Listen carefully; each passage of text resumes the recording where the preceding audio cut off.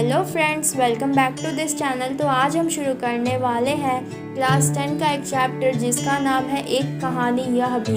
तो आओ चलो चैप्टर का एक्सप्लेनेशन शुरू करते हैं। उससे पहले जिन लोगों ने चैनल को सब्सक्राइब नहीं किया है कर लो और वीडियो को लाइक कर देना अगर पसंद आए तो। और तुम लोग चाहो तो मुझे इंस्टाग्राम पर फॉलो कर देना जिसका लिंक वो डिस्क्रिप्शन बॉक्स से मिल जाएगा। तो चलो शुरू करते हैं। एक कहानी यह भी।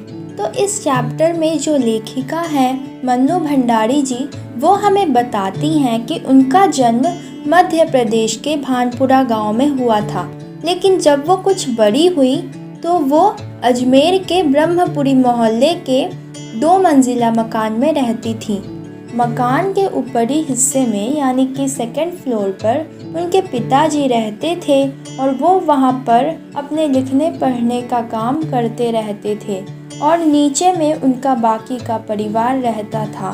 उनकी माँ जो थी वो पढ़ी लिखी नहीं थी, लेकिन घर की जिम्मेदारियों को वो बहुत ही अच्छी तरह से निभाती थी। अजमेर आने से पहले लेखिका के पिताजी इंदौर में रहते थे और वहाँ पर वो प्रतिष्ठित थे यानी कि पॉपुलर थे और वहाँ पर उनका रिस्पेक्ट भी था। वो कांग्रेस के लोगों के साथ मिलकर समाज सुधार का काम करते रहते थे।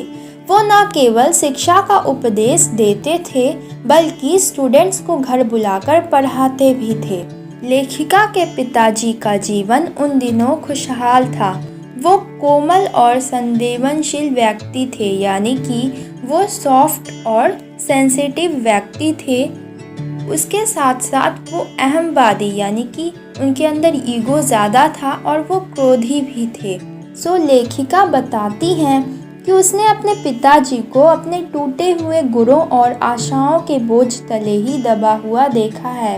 यानी कि जब लेखिका बड़ी हुई तो वो लोग अजमेर में आकर रहते थे, तो उन दिनों उनके पिताजी का जो रवैया था वो बिल्कुल बदल गया था और वो काफ़ी ही दुखी रहते थे।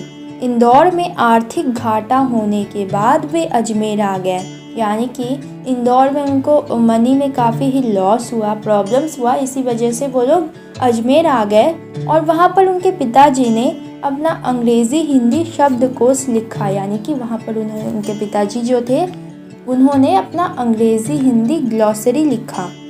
उन्हें सम्मान तो मिला पर उससे उनको अच्छा खासा धन नहीं मिला, यानी कि अच्छा खासा पैसा नहीं मिला।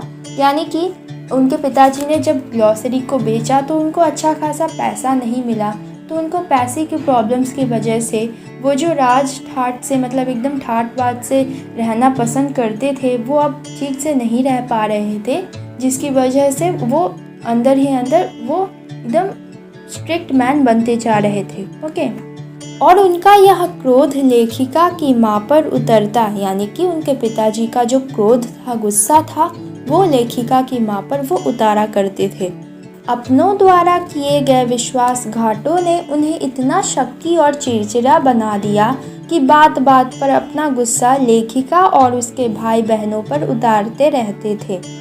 तो यहाँ पर लेखिका जो है वो बताती हैं कि वो यहाँ पर अपने पिताजी के बारे में गुणगान नहीं कर रही हैं, वो तो बस यह बताना चाह रही हैं कि पिता के कौन से गुण और दोष उसके अंदर समाये और कौन सी ऐसी बातें थी जिनकी वजह से उनके अंदर हीन भावना जागी।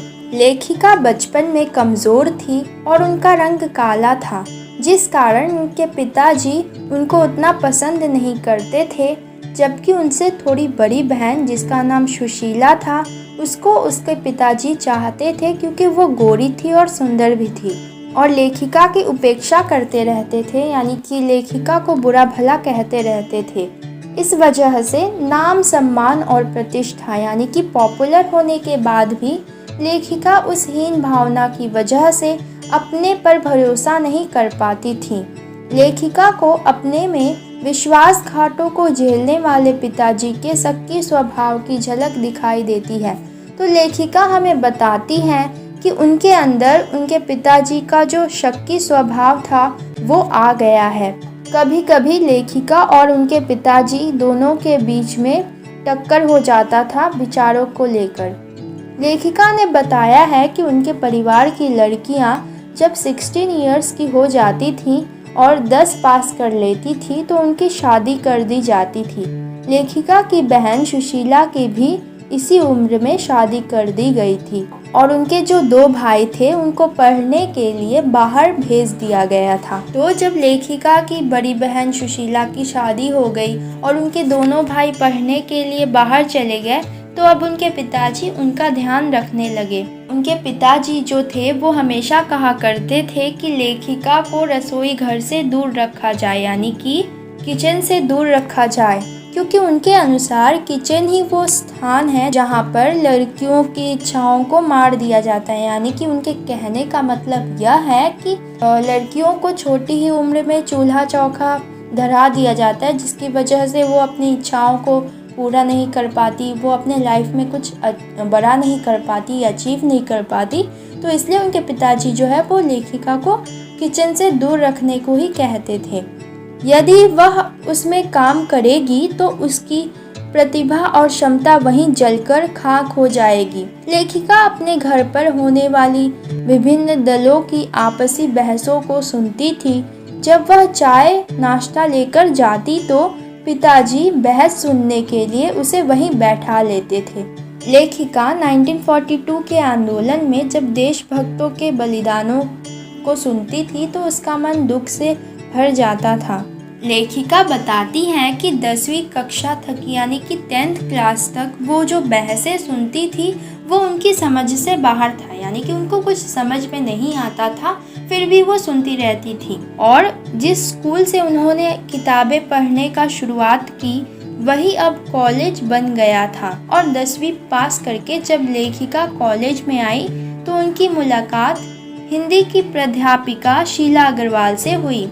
उन्होंने लेखिका को साहित्य के क्षेत्र में प्रवेश करवाकर पुस्तकों के चयन, उनको पढ़कर बहस करना, साहित्यकारों के विषय में जानने की दिशा दी। यानी कि शीला अग्रवाल ने ही लेखिका को उन पुस्तकों को पढ़कर समझना, उन पर बहस करना, ये सब सिखाया। कई लेखकों की रचनाओं ने उन पर विशेष प्रभाव डाला। उन्होंने शीला अग्रवाल से साहित्य के विषय में बहुत कुछ सीखा। अब जिन लोग को नहीं पता साहित्य मतलब क्या होता है मैं बताती चलूँ। साहित्य का मतलब होता है लिटरेचर। शीला अग्रवाल ने न सिर्फ लेखिका की साहित्य सीमा को बढ़ाया, यानी कि उनके लिटरेचर का जो नॉलेज था उसको न सिर्फ बढ़ाया, बल्कि उनके पिताजी जो देश के स्थितियों के अनुसार जो कार्यक्रम चला रहे थे उनमें भी उनको भाग लेने की प्रेरणा दी। 1946-47 के दौरान बहुत तरह के विद्रोहों में युवाओं का जोश भी उमड़ा हुआ था।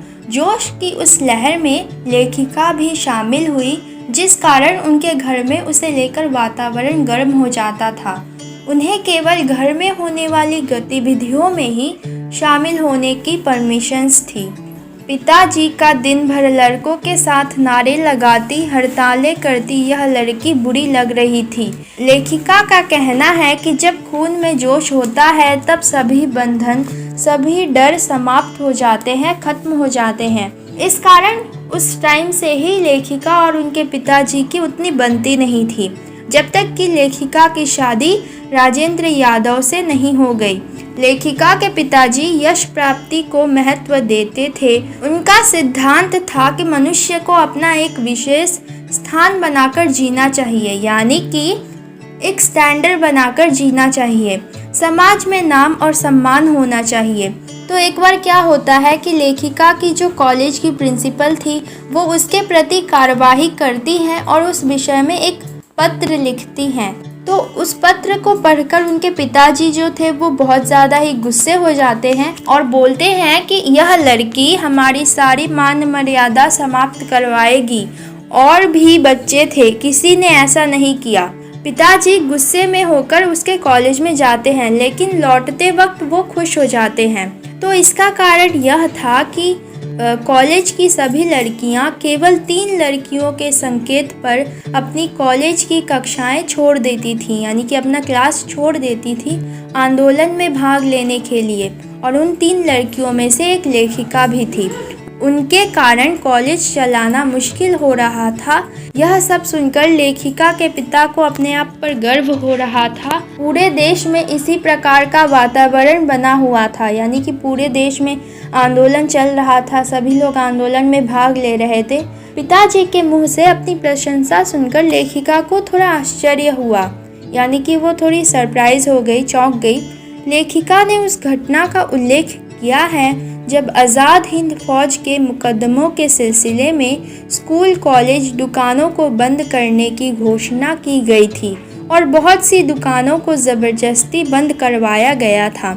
सभी विद्यार्थी शाम को मुख्य चौक पर एकत्र हुए, यानी कि सभी स्टूडेंट्स मुख्य चौक पर जमा हुए और वहां जमकर भाषणबाजी की। दूसरी तरफ लेखिका के पिताजी के एक दोस्त ने लेखिका के खिलाफ पिताजी के कान भर दिए कि लेखिका का लड़कों के साथ नारेबाजी करना, हड़ताल आदि करते घूमना सही नहीं है।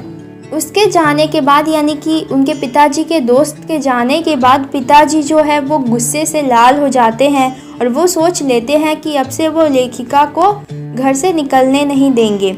लेखिका जो है वो अपने पिताजी के गुस्से को जानती थी और जब वो घर आई तो उनके पिताजी के पास उनके दोस्त, यानी कि उनके पिताजी के दोस्त और अजमेर के सम्मान्य डॉक्टर अम्बालाल जी बैठे थे और वो लेखिका की तारीफ कर रहे थे। साथ ही वो पिताजी को बधाई देते हुए यह बता रहे थे कि उन्होंने लेखिका का भाषण न सुनकर बहुत कुछ खो दिया है। तो ये सब बातें सुनकर उनके पिताजी का जो क्रोध होता है, गुस्सा होता है, वो शांत हो जाता है और उनका चेहरा गर्व से चमकने लगता है।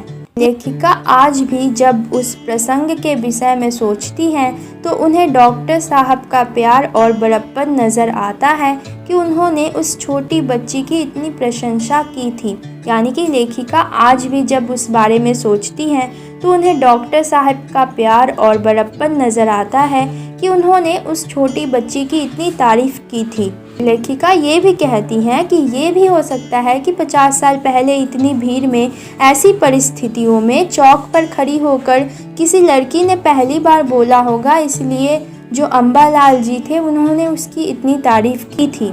फिर लेखिका बताती हैं कि उनके पिताजी समाज में अपना एक अच्छा इमेज बनाने के साथ साथ अपना एक विशेष स्थान भी बनाए रखना चाहते थे, यानी कि अपना एक अच्छा पोजीशन भी बनाए रखना चाहते थे। फिर लेखिका कहती हैं कि शायद पिताजी को यह भी पता था कि ये दोनों रास्ते एक दूसरे से बिल्कुल अलग हैं, यानी कि समाज में अपना एक अच्छा इमेज बनाना और फिर एक अच्छा पोजीशन बनाना, ये दोनों मुमकिन नहीं है। फिर लेखिका बताती हैं कि 1947 में शीला अग्रवाल को कॉलेज वालों ने यह कहते हुए नोटिस दे दिया कि वे लड़कियों को भड़काने और अनुशासन को भंग करने का काम कर रही हैं, यानी कि उनको कॉलेज से निकाल दिया। ये सब कहकर उन्होंने तीसरे वर्ष यानी कि 3rd ईयर की कक्षाएं भी बंद कर दी ताकि लेखिका और उनके साथ की 1-2 लड़कियां उनमें पार्ट ना ले सकें। कॉलेज से बाहर रहकर भी उन्होंने ऐसा बखेरा किया कि कक्षाएं फिर से शुरू हो गई, यानी कि फिर से क्लासेस चलने लगी। 15 अगस्त 1947 की जीत एक लंबी प्रतीक्षा के बाद की जीत थी। इस जीत के आगे उनकी जीत कुछ भी नहीं थी।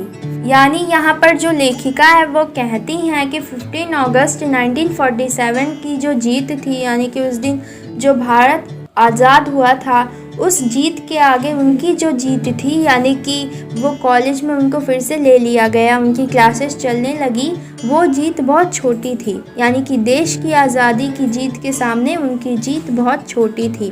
और इसी के साथ हमारी जो कहानी है वो ख़त्म हो जाती है। आई होप आप लोगों को समझ में आया होगा। तो प्लीज़ यार जाते जाते वीडियो को लाइक और चैनल को सब्सक्राइब करते जाओ और मुझे इंस्टाग्राम पर फॉलो कर लेना। तो मिलते हैं नेक्स्ट वीडियो में, तब तक के लिए बाय बाय।